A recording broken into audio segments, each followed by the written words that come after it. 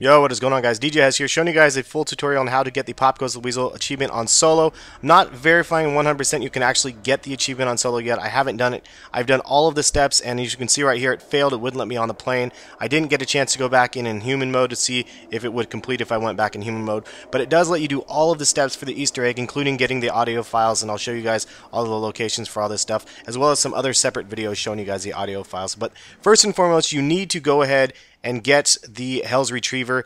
There's another video in the description showing you guys how to actually find all the parts or beat all the bosses or whatever to be able to get that. You need to get the plane and find all the parts. That's going to be absolutely essential. You need to basically fly back and forth three times. Before you even fly the first time, though, you can do this step. This is acquiring the 5 skulls. I did a separate video on this also, but I'm recapping on the locations right here. And this one's on the roof. The other one was in the warden's office. One of them was in the cells to the left of this spawn. This one's back on the dock. And the last one was definitely the hardest. You definitely have to jump shoot or jump shot. You have to kind of trick shot your way up here to make this one happen. Anyways, I'll show you guys. Get me this last one right up here in the corner. When you do complete this last one, it will chime and you'll hear like kind of a mystery box being removed sort of sound like this. Alright, so after all 5 of those are collected, go into the warden's office. Wait here for a second. Check this out, dude. You get a blundergat, and it's free. And yes, this is in solo, so this is great to be able to do just if you want to be able to get a blundergat anytime. I'm coming for you, cemetery.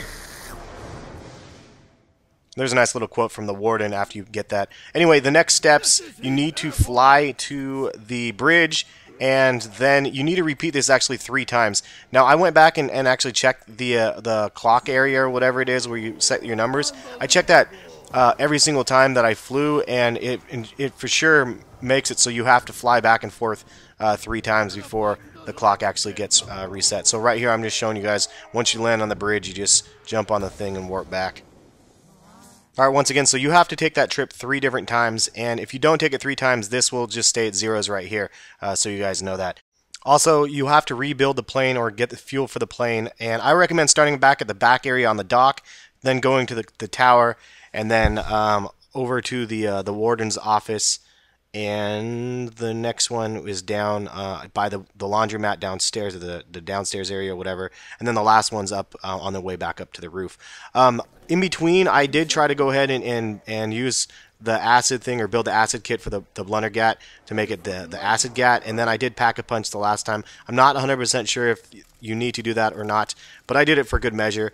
But when you do this the 3rd time and fly back and forth the 3rd time, you will see this, and this was really exciting because I didn't know you could do that in solo. Anyway, these are the numbers you need to input in the afterlife mode. I'm not 100% sure if you have to order them in this order, but I did just because other people did, and it would definitely make more sense to do it the correct way than to fumble around and mess it up. All honesty, it's not too difficult of an Easter egg, but you can see right there, once you actually confirm that you did it correctly, it will make some sort of like a chiming sound that you got the numbers right.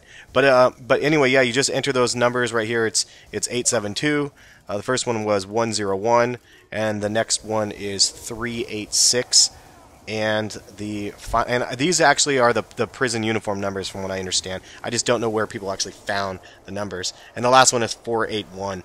And that's pretty much this part of it, and you have to have a lot of lives in the afterlife, which makes it a little difficult if you're playing on solo, so you just have to survive through them.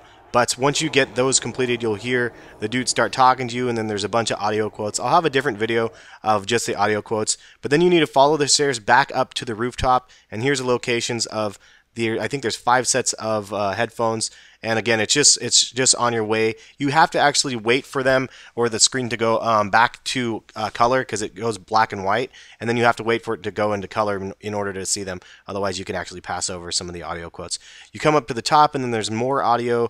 The guy basically tells you the story of what ended up happening to the dudes.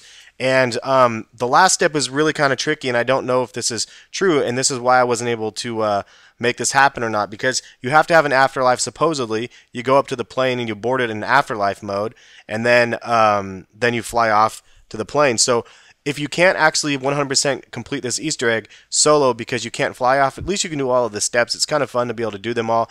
I am going to try to get a 100% verified version of the Easter egg in Solo. But right here you can see, and I did see NGT Zombies had a video on this, and it glitched. It wouldn't let them on the plane either. And here it is for me, not letting me on the plane. But hopefully I'll have another version of this with that. Hopefully if this video was helpful for you guys. Subscribe if you guys are new to the channel, and we will catch you guys later. Peace.